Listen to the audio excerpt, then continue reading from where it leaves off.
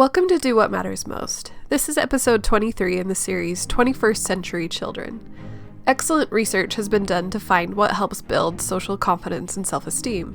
In this episode, learn how promoting delay of gratification in your children will help them be confident in social situations and feel positive about themselves. Visit mattersmostmedia.org to find more about the podcast and other resources.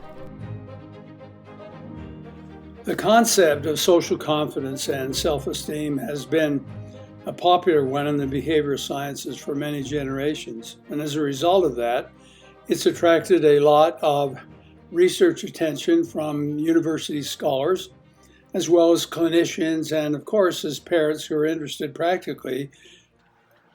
And of course, for parents who want to understand the challenges so they can find ways to solve them.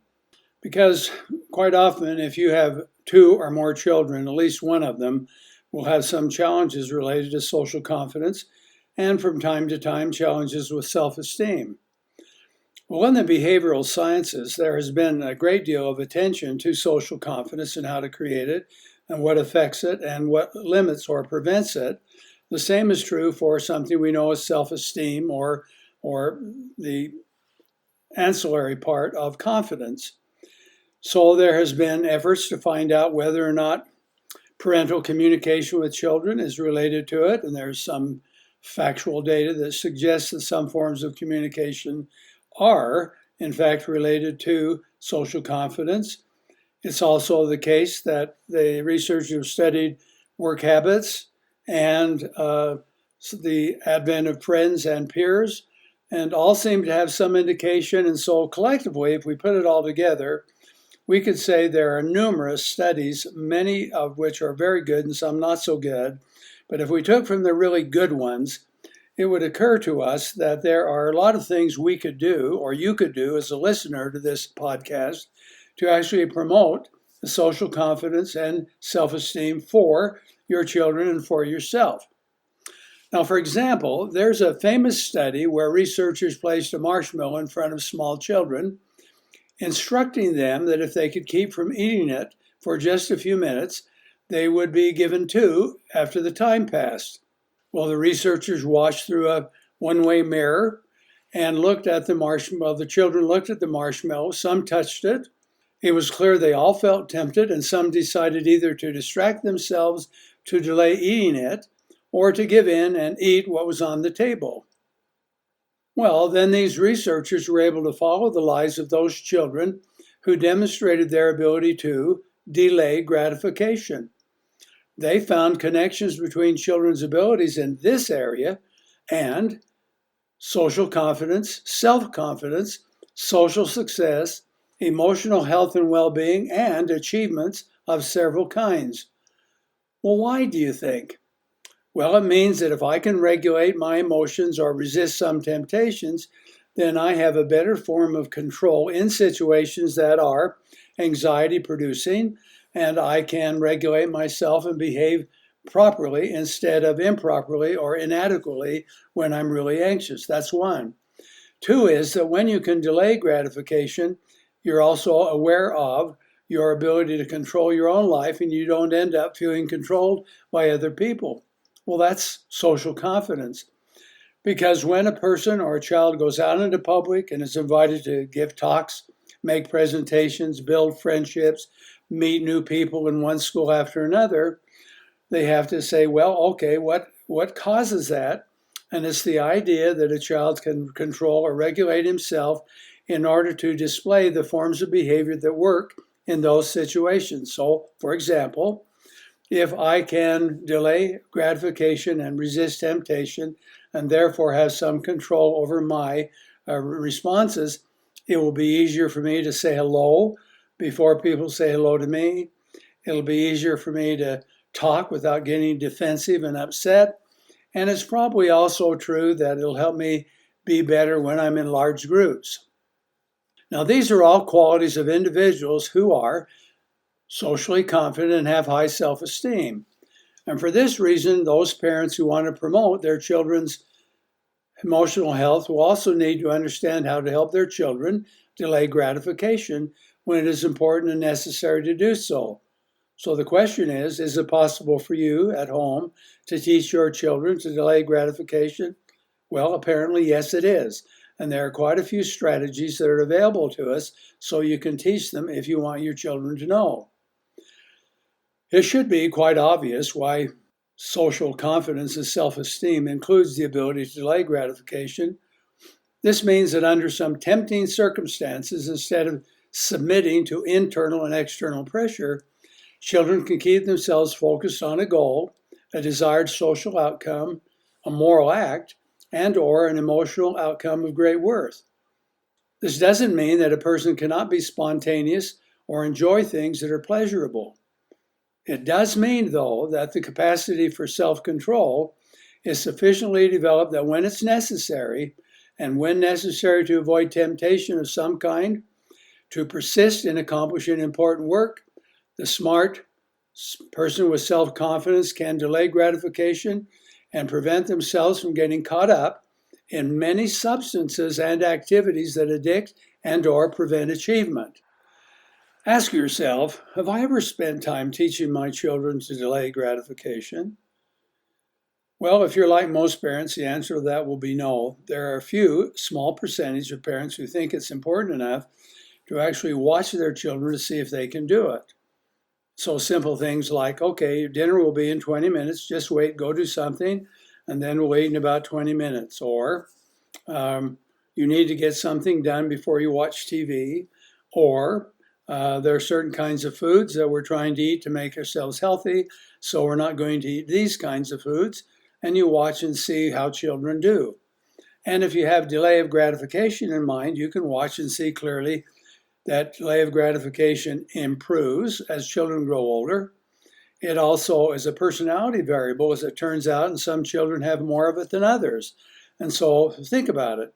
If you waited until your child was an adolescent and vulnerable to some kinds of temptations that are available, wouldn't you be thankful that you spend a few minutes every week to teach delay of gratification when your children are 5 or 6 or 7 or 10?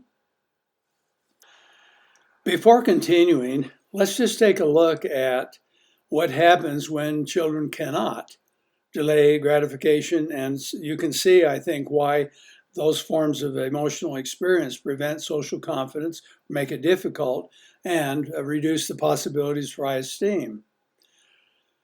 So sometimes, as I mentioned, the ability to delay gratification shows up in some children without much training or education. It's a personality quality for some. To them, it seems natural, but for many children, they don't grow out of impulsiveness, pleasure-seeking, avoidance of self-control, or laziness. This ability will improve along with brain growth on the way to maturing, but still for others, they may not acquire this capacity or willingness to delay gratification well into adulthood. If you gave a little thought, you could probably think of somebody who's like that. Well, we can imagine the consequences, which might include overspending, angry outbursts, mistreatment of someone, emotional overeating, dishonesty, chemical or pornography addictions, and extreme selfishness. Well, these unhappy conditions demonstrate why the ability to delay gratification is considered by many to be one of the true hallmarks of a mature person, and it is certainly a quality of individuals who enjoy the most social confidence and high esteem in their lives. So next, let's take a minute and examine what typically prevents delaying gratification from developing in your children. There are several. First is children's temperament. Children can inherit a temperament that makes the delay of gratification more difficult. For example, a baby, might be anxious, moody, or challenged by peers to set the wrong kind of example. Some children are called difficult children because they're unable to be calmed. Some children are easy children because they're calm and responsive. So take a look at newborn babies and for the first 2 years what a child's temperament is like. Number 2, failure to understand emotions. Well, what do parents typically do that prevents children from acquiring social confidence and self-esteem? Well, one of the most common is the failure to understand the role of emotions and emotional communication and how successful it is, or how important it is in rearing children. Well, when parents do not apply tools that help them understand emotions and their children understand them, well, then children are often faced with learning by trial and error. Too often it is by error. Here's another one, number 3, screen time and electronics. I know we hear a lot about this, and we hear a lot about it because it is being demonstrated as a risk condition for our children. There are several possibilities that have to do with preventing delay of gratification and reducing the possibility of social confidence. But currently, one of the most common practices by some parents includes the temptation of screen time and the failure to regulate it. Parenthood is often stressful, and some will entertain even young children by letting them watch TV excessively or use an electronic device to play games. I've seen children as young as 2 and on the plane or somewhere else playing games. It's amazing to me how they've learned and the buttons to push and so on by that early age. And I'm not condemning people because it's a good device, but think about what might happen if there was too much time given to that. Screen time should be considered as a separate issue from the use of electronics. In the world of electronics, though, most children participate in it, and delaying of gratification is a very negative experience. Quite often, children's emotional outbursts come when parents say, "Stop that and do something else." The technology world fosters the idea that the most popular device or program is instant or fast, not slow, and they have developed all sorts of intriguing devices to perpetuate children's involvement with it. Here's another one, which is very common, more common, I think, than most believe. It's called overindulgence. Along with the others, parents may delay children's abilities from maturing by overindulging them, both in terms of what they give their children, but also how they protect them from the reality of their lives. Rather than have their children earn at least some of what they get, parents sometimes will give their children what they ask for in order to win their friendship and approval. Some parents feel guilty about being away from their children too much of the time and seek to undo their guilt by being permissive when it comes to setting and enforcing rules. These parents may also give their children too much because that is typical of the social context they live in. Why is it that children at a very young age have to have a smartphone, for example? It's amazing to me, the whole idea. Well, another one, anxiety. When parents are anxious, they often are too protective. They too often solve their children's problems instead of let the kids worry about them. They too often tell or cue their children in terms of what they should do. I find this problem often when I'm meeting in one of my Zoom teleconferences with a parent and a child, watching if I ask the child a question and the child delays a little, quite often the father and mother will cue them and tell them what the answer is, and I have to say, "Hold it, please. Please don't participate and help your child answer."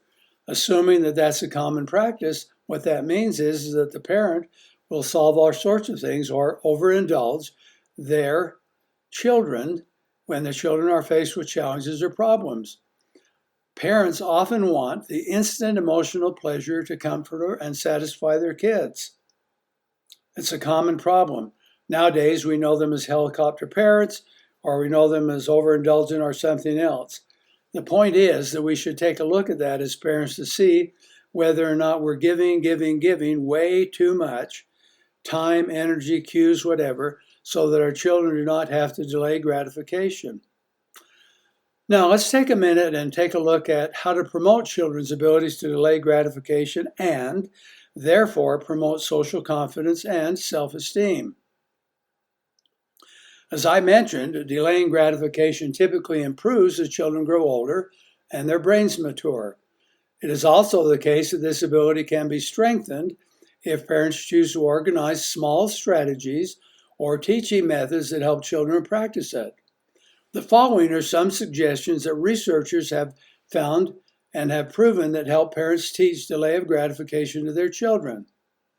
Start small and achieve success using small home or family tasks. When helping children learn to delay gratification, here's what you can do.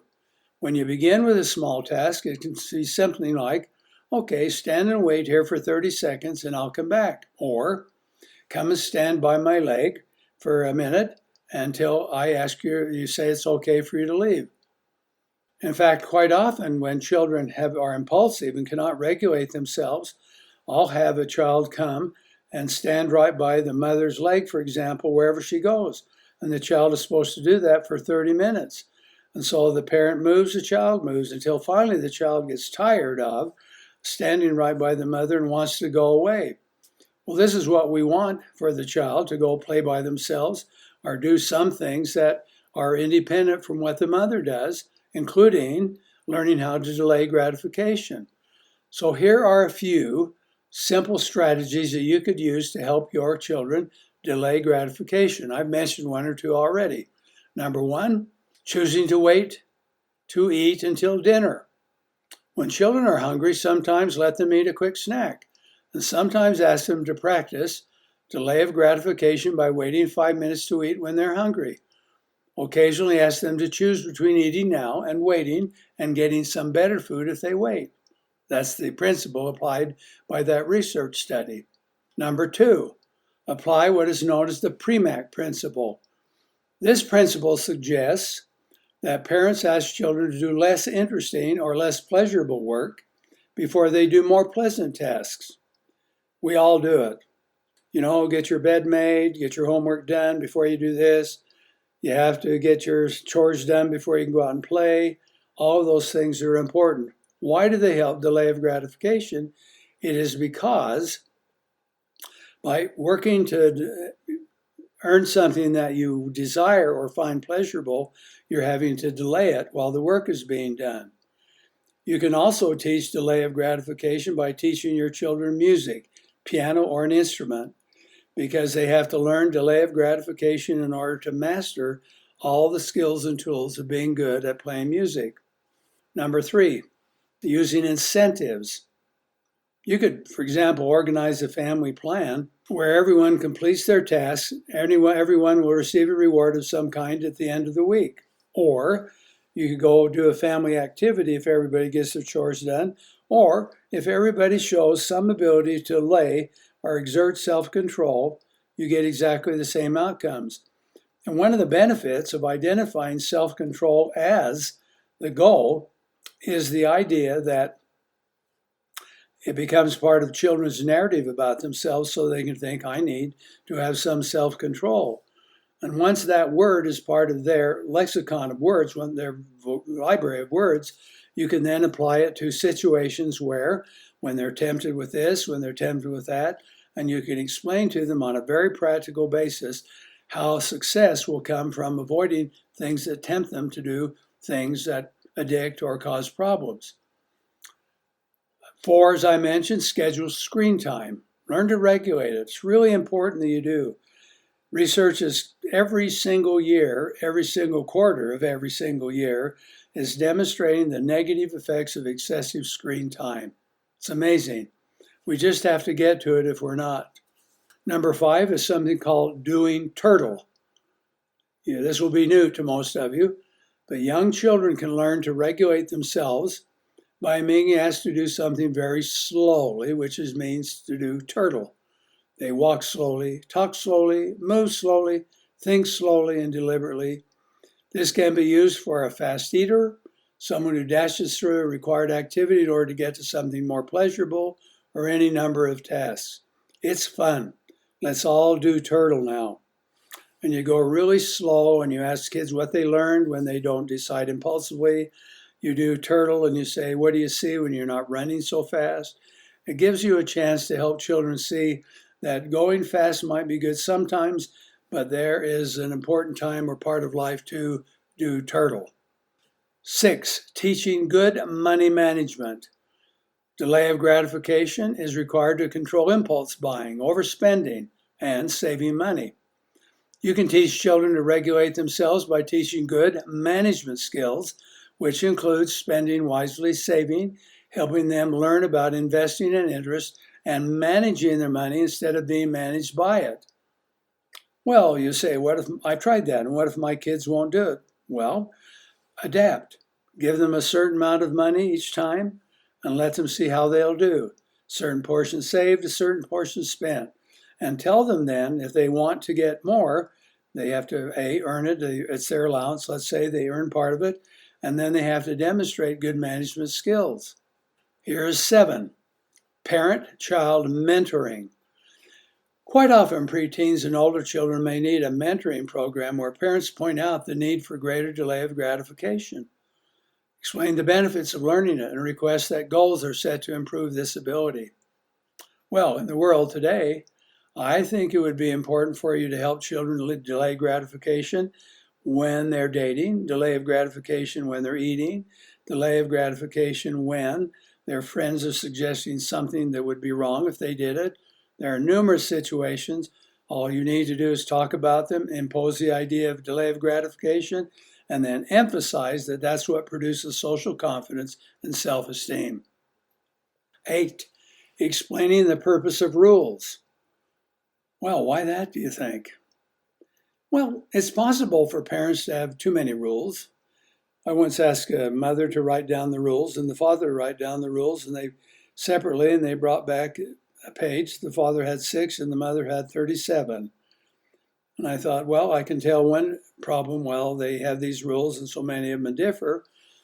The mother thinks the father's lenient, the father thinks the mother's rigid, and the child is playing both of them and demonstrating their differences of opinion as making it impossible for him to follow any rule. So here's the problem. Rules can serve a good purpose when it comes to delaying gratification.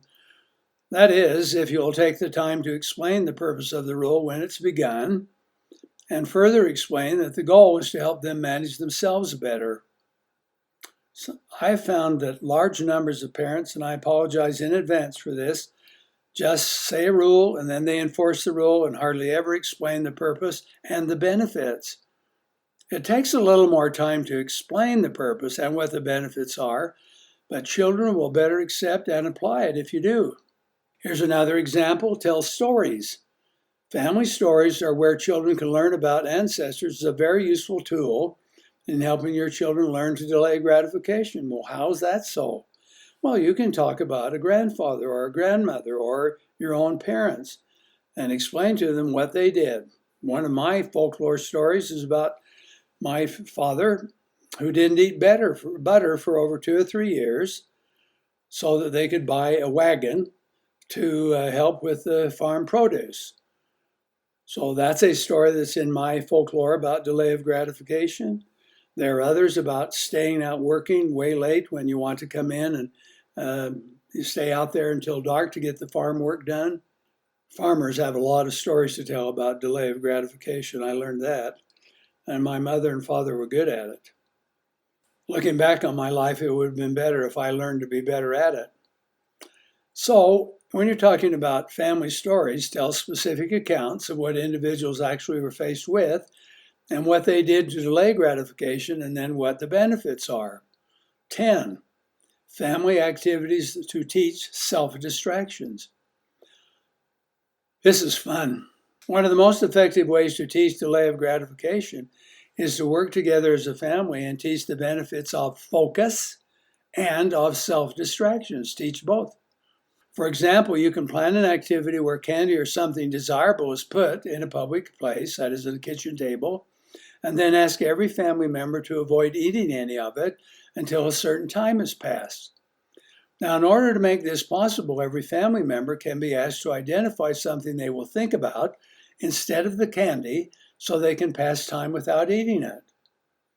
Or you can say when a child needs to focus on something, you can say, I'm going to set the timer on and want you to practice focusing for 3 minutes or 4 minutes. Then I want you to distract yourself with something else. As it turns out, you can increase children's length of time they can focus and also teach a good study method, which they can focus and they can distract themselves. It's really important. 11, estimating and predicting. Well, okay, you've heard a bunch of new terms, but what about this?